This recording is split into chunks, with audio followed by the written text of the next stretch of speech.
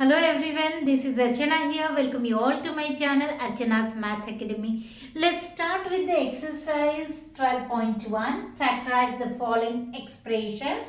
Here this expression is given और यहाँ पे देखिए ये expression में 3 terms दिए हैं और यहाँ तीनों term में से कुछ भी ऐसा नहीं कि जो हम common ले सकते हैं या फिर 4 term रहते हैं तो हम क्या करते हैं दो दो की पेयर बनाकर regrouping करते हैं तो वो भी हम कर नहीं सकते।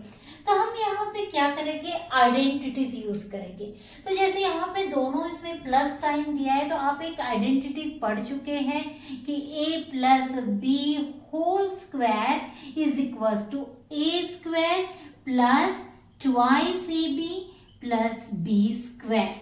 ठीक है, तो अभी ये जो दिया है एक्सप्रेशन ये हमारा ये फॉर्म में अगर बैठता है then only we can write this. Okay तो देखते हैं पहले।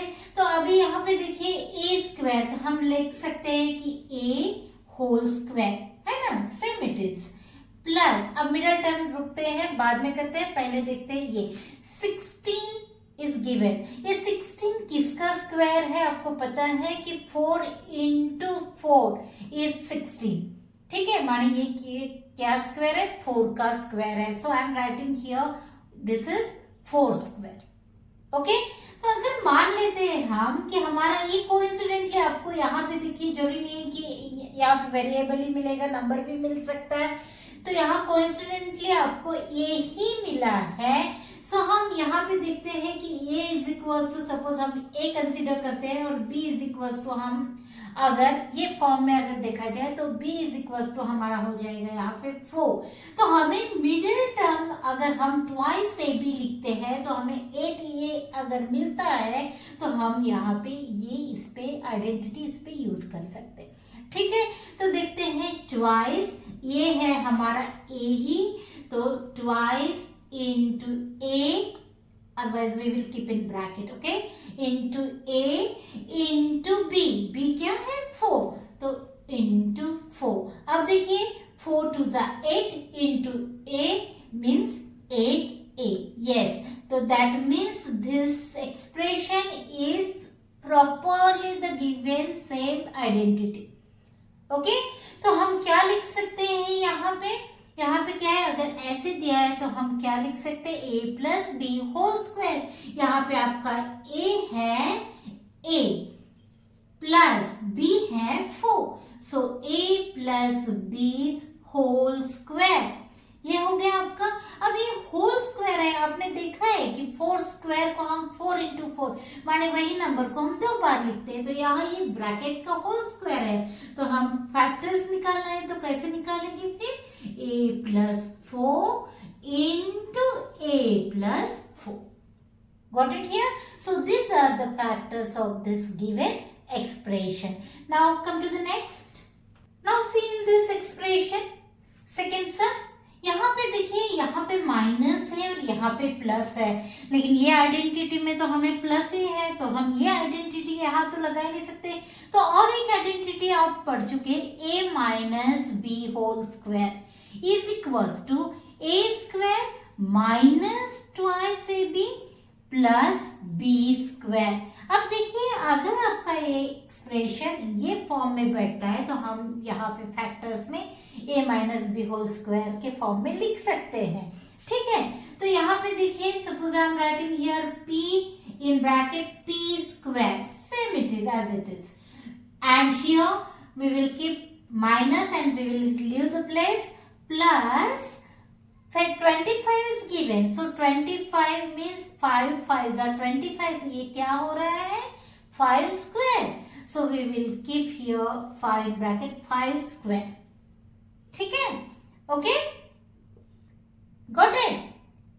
Now here you see that your suppose a is equals to है p और b is equals to है 5, तो क्या हमें मिडिल टर्म मिल रही है अगर हम करते हैं ट्वाइस ए बी तो 2 into a is p into b is 5, so 5 to the 10 10p minus 10p, yes we are getting this, so what we can write here a minus b whole square form में, लेकिन आपका a क्या है p, so p minus b means क्या है 5, so p minus 5 whole square, this you can write as a p minus 5 into p minus 5.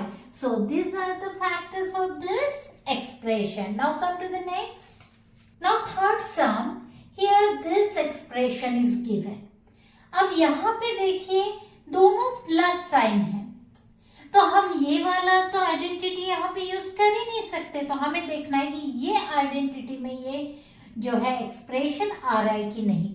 ठीक है, तो उसके लिए हम क्या करेंगे, अब यहाँ पे देखिए हमें a स्क्वायर के फॉर्म में लिखना है, तो हमारा ये ब्रैकेट में अगर हम 25m होल स्क्वायर लिखते हैं तो क्या हो जाएगा, वो 25 का स्क्वायर हो जाएगा। यहाँ ये जो 25 दिया है ये सेपरेट है और यहाँ पे सिर्फ m स्क्वायर दिया है, तो हमें अगर होल स्क्वायर लिखना है तो ये 25 किसका स्क्वायर है, 5 का स्क्वायर है। So what we will write here, 25 की जगह लिखेंगे 5 स्क्वायर और m स्क्वायर, तो हम डायरेक्ट लिख सकते हैं यहाँ पे 5m होल स्क्वायर। ठीक है, तो ये जो स्क्वायर है ये 5 के लिए भी है, 5 का भी स्क्वायर मीन्स 25 और m का square means m square. Got it here, plus अब यहाँ पे 9 देखिए, 9 है 3 into 3 दैट मीन्स 3 स्क्वायर।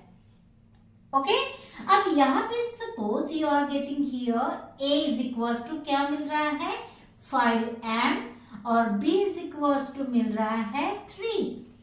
अब यहाँ पे 2 into a that is 5m into b is 3 is equal to middle term मिल रही क्या, देखो 5 3 15 and 15 2 30 into m is 30m.